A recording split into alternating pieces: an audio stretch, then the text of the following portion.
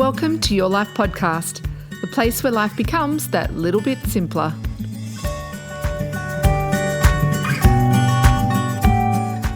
Thank you for joining me on the Your Life Podcast. I'm Angela Lockwood, and in this episode, I'm interviewed by Luke and Susie of The Luke and Susie Show, where we're talking about adopting a lifestyle where you can feel greater joy living with less. We talk about the concept of minimalism, what does it mean, and how can you apply it into your life without adding to the overwhelm of trying to do everything simply. Enjoy. Faith, Family Culture with Luke and Susie, and we're always inspired when we catch up with the very good friend of the show, Angela Lockwood. She's the author of a book called Switch Off, which we've learnt so much from and continue to. It's sort of a little guidebook that sits on our desk all the time that we flip to. But after a recent little missions trip, Angela, you came back talking about minimalism to us, and we wanted to explore this a little bit more with you. Honey, I shrunk my life. Yeah. It's pretty much what's happened. Because it's been a bit of a key word that's been thrown around lately, minimalism, but really understanding what that means in practice is a different thing. What was your experience of it?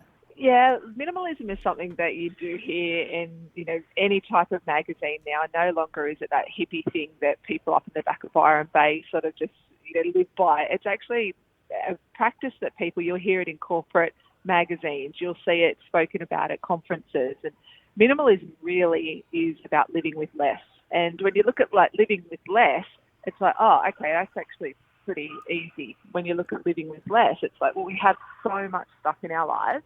If we can actually cull that back a little bit, just a little bit, it doesn't have to be that, like Steve Jobs sitting on the middle of the floor with only, not even a lounge. He had really lived a minimalist lifestyle as well. So it's just about having less in your life rather than always trying to accumulate more. Yeah, and from a design perspective, I remember someone at my office was talking about their desk space being minimalist because they had very few things out on the desk, and it was keep it as simple as possible. Less is more. And when it comes to design, it's fine. It means less color, less. But when it comes to actually a lifestyle.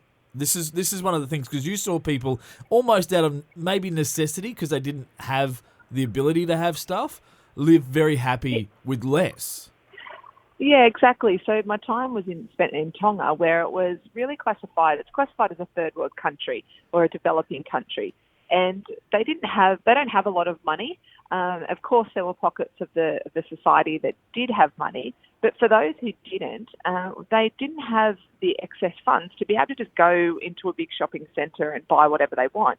What they had to do is make decisions based on, well, what is it that my family needs? What are those real necessities that we need to survive? But also, what are the things that bring us joy? And I love that. And I've always spoken about the work of Marie Kondo, who wrote the book, The Magic Art of Tidying. And she talks all about the Kondo method, the KonMari method, which is about, also that sort of minimalist thinking of living with less. And I do believe that we can learn a lot from people in developing countries. And I know that sounds a bit odd because you're like, well, they don't have anything. They don't really have a choice. But actually, you look at how happy they are with living with less, and that's where we can start to learn from it. If they don't have the excess that we have, the cupboards full with food, or the kids' bedrooms that have got so many toys in them that you could probably open your own toy store just out of your child's bedroom. These people are really happy with not having all of that. And I think we can learn a lot from that. Just living life that's quite clutter-free. Yeah, it's almost like you say because they don't have any choice, but that's almost the point, isn't it? Like it's the choice is actually probably what's stressing us out and what's creating a whole lot of our problems. Yeah, exactly. For people that travel a lot, the comments that always come back from countries like Vietnam or, Cambodia, those places where they don't have a lot of the excess that we live with, people always say, oh my gosh, they're so happy. I don't understand how they are so happy. And it's this constant, it's amazing how we get amazed by people being happy with not having a lot of stuff. But that's actually the whole point of it, is really finding what it is that does make us happy in our lives and making sure we have a lot of that instead of a lot of stuff. It's one thing to see that in practice. It's another thing to apply it to your life. I want to talk more about this next. Angela Lockwood, our guest, she's the author of Switch Off, as we talk about the idea of minimalism so today. you're saying you want to maximise the conversation about Yes, minimalism? I do. Yeah, okay, cool. Faith Family Culture with Luke and Susie. And in a world where our TVs used to be huge and they're getting smaller and smaller, our phones were huge, they're getting smaller and smaller. And it seems in the design of our homes these days, less is more. Yep. Where it used to be, get as much stuff as possible. Minimalism is the new key word. And it's one thing that you saw in practice, Angela Lockwood, the author of Switch Off, when you were spending time in Tonga. You saw this in practice, but have you applied anything to your life since coming back to Aussie soil? Well, the perfect thing was when I got back from Tonga, Luke and Susie, I actually moved house. Oh. So it was sort of a couple of days after we were packing boxes. And so I had an opportunity to really make that conscious choice to go, well, am I going to do things differently in this next move? And what I've moved a lot. So my family have moved a lot of times. And so each time we've reduced the amount of things we've had, because it's always been something that I've been interested in, is living with less. And I can't believe how much we accumulate in such a short period of time.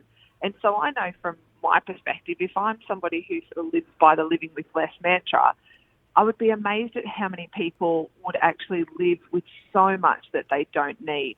And what I loved is my children, we made very conscious decisions to go say to my children, okay, let's clear out your room, work out the pile that you want to give to charity, work out the pile that needs to be thrown away, and work out the little pile here that you really want to keep, the things that really mean something to you, the toys that you play with all the time. And getting the kids involved was beautiful because it also allowed them to be able to go, well, the stuff that I have that I don't need anymore or that I don't want actually is going to have this beautiful circle of going and making other children happy. And so I loved that process of working through with them when we moved house. It was just about saying actually things don't have to be thrown out just because you don't want them anymore. They have a purpose and we can actually give to people who don't have the same fortune as what we do. And the kids loved it. And it was amazing actually to see how much stuff they were willing to get rid of. Kids can be pretty good in that way. But the question from my perspective is since that point, because no one could sit here and go, the concept of having less stuff is going to be stressful. But since that point, have you discovered something you got rid of that you went, oh gosh, I wish I still had that? Not at all. No? And in fact, I feel like I could cull again. So this was only a couple of weeks ago. I haven't bought any new things, but when you move into a new space, you try to fill the space. And it's funny because you look around and you go, actually, I don't need anything else. It's about clearing the stuff that you hold on to that either has really no value anymore or no purpose anymore.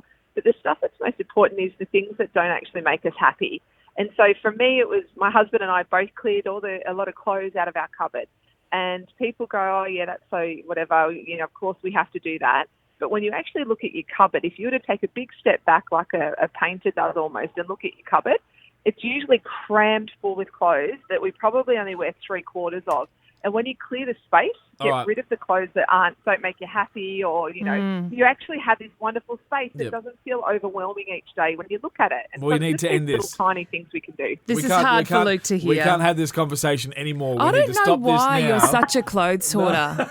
Honestly, the bulk of clothes in our cupboard I said we've got to stop this conversation soon. And he does not wear most of them. No more. I can't go in this place. I'm okay I have a joke with my husband. Every time he says I've got to go and get a new pair of shorts, I go to the cupboard and I pull out all of his shorts and I go, what's wrong with any of these? And I go, yeah. You don't need another pair of jeans or you don't need another pair of shorts. And it's not until you pull it all out and you go, wow, actually, I think I really do have enough. All right, guys. Sorry. It's okay in concept. It's okay in theory, but don't start applying it to my life. Angela Lockwood, she's the author of Switch Off, talking about minimalising life and getting rid of some of the stuff. Thank you so much for your time. Thanks for having me.